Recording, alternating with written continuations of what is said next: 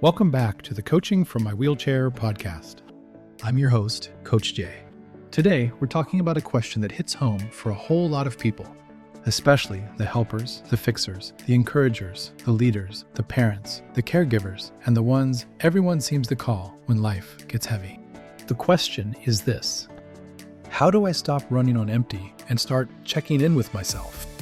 My point here is, you cannot keep giving from an empty place. Self-check-ins are not selfish. They are necessary. Let me say that one more time for the people in the back, the front, and the ones listening while answering texts from 3 people who need something from them right now. Self-check-ins are not selfish. They are necessary. Because many of us have become so skilled at showing up for others that we have lost the habit of showing up for ourselves. We ask everybody else, "How are you doing?" We check on everybody else's stress. We remember everybody else's deadlines, birthdays, worries, and emotional storms.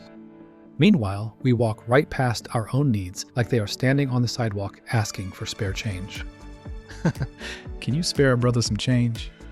So today, we're going to talk about why this happens, why it matters in daily life right now, how it affects relationships, and what you can do to create healthier patterns without feeling guilty. And here's the engagement question I want you to sit with throughout this episode. When was the last time you gave yourself the same care you give others? Okay. All right. Let's talk about it. Why do we keep pouring all our energy into everybody else, but always neglecting ourselves? A lot of people do this without even realizing it. For some, it comes from love. For others, it comes from habit.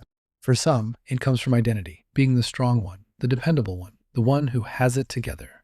And for others, if we're being honest, it comes from discomfort. It is easier to focus on everybody else than to sit still long enough to hear what is going on inside ourselves. And in the world we live in right now, this pattern gets reinforced all the time. People are stressed. Families are stretched. Jobs are demanding. Relationships are complicated. The news is heavy. The cost of everything seems high. Everybody is tired, and somehow, many of us still feel pressure to be available, productive, pleasant, and emotionally supportive at all times. That is a lot. So what happens? We start pouring and pouring and pouring. And because we are good-hearted people, we tell ourselves it is just what we do. But over time, constant output without reflection leads to resentment, fatigue, irritability, emotional numbness, and burnout. You can look caring on the outside and still be completely depleted on the inside. Okay, why does self-check-ins matter? A self-check-in is a pause, a moment of honesty, a chance to ask, what is going on with me right now? Not later, not when the crisis passes, not after everybody else is okay, right now. Self-check-ins matter because your mind, body, emotions, and spirit send signals long before you break down. The problem is, if you are always focused outward, you miss the signals.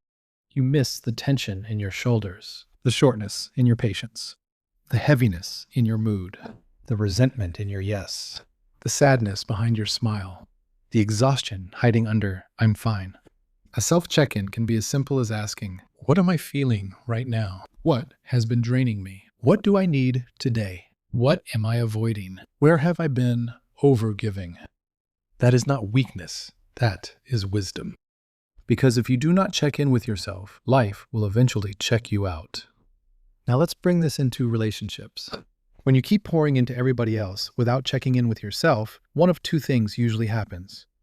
Either you become quietly resentful, or you become emotionally unavailable. You may still be physically present. You may still answer the phone. You may still smile and say the right things. But inside, you are running on fumes. And that affects how you love, how you listen, how you respond, and how you show up.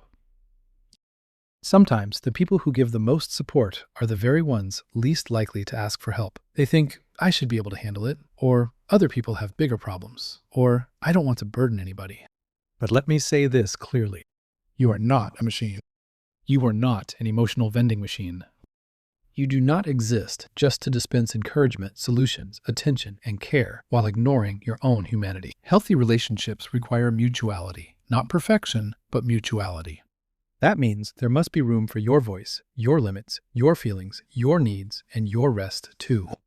So how do you stop pouring into everyone else and start checking in with yourself too? Here are a few practical strategies. 1. Schedule small self-check-ins. Do not wait for a breakdown. Build in short pauses during the day. Ask yourself, how am I really doing, even if the answer is messy? 2. Notice where your yes is coming from. Is your yes coming from love, guilt, fear, obligation, or habit? Every yes costs something. Make sure yours are aligned with your capacity. 3. Stop treating rest like a reward. Rest is not something you earn after total exhaustion. It is part of how you stay whole enough to keep showing up well. 4. Practice honest language. Try saying, "My help, but I need a moment. I care about you, and I'm also feeling stretched. I can support you, but I can't carry all of this." That is not selfish. That is healthy. 5. Give yourself the same compassion you offer others. If a friend came to you tired, overwhelmed, and emotionally worn out, would you tell them to ignore it and keep going? Probably not. So why say that to yourself? Here are a few questions that often come up in coaching conversations with clients.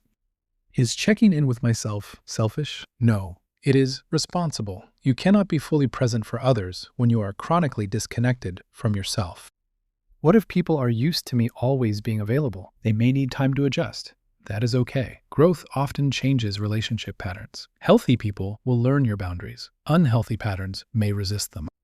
What if I do not even know what I need anymore? Start small. Ask what feels heavy. Ask what feels missing. Ask what gives even a little relief. Awareness usually returns one honest moment at a time. What if I feel guilty putting myself on the list? Guilt is common, but it is not always truthful. Caring for yourself is not taking away from others. It is helping you love and lead from a healthier place. Okay, folks, here are my closing thoughts. As we wrap up, I want to come back to this question. When was the last time you gave yourself the same care you give others? Not the leftovers, not the tired version. Not the version of care that shows up only when you are already overwhelmed. Real care, intentional care, honest care. Because the truth is, you cannot keep pouring from an empty place and expect not to crack somewhere along the way. Checking in with yourself does not make you less loving. It helps you love better. It helps you show up with more honesty, more balance, and more humanity. So this week, I want to challenge you to pause at least once a day and ask, what do I need right now? And then, this is the important part, take your own answer seriously. You deserve the same kindness, patience, and attention you so freely give to others. All right, folks. That is it for me. Thanks for tuning in. If this episode resonated with you, please share and leave a review. And as always, this is Coach Jay reminding you to stay educated, stay informed, and learn something new. You can also buy a copy of Coach Jay's book, Coaching from My Wheelchair: Tips, Tidbits, Tools, and Strategies for Improving Your Personal and Professional Self-Development, available on Amazon and Barnes & Noble. You can also connect with him on social media, on Instagram at TWCCSLLC, and you can also find him on Facebook, LinkedIn, YouTube, and through his website at therightcoachingservices.com/podcasts. Thanks for tuning in, and remember to stay educated, stay informed, and learn something new. Until next time, this is Coach Jay.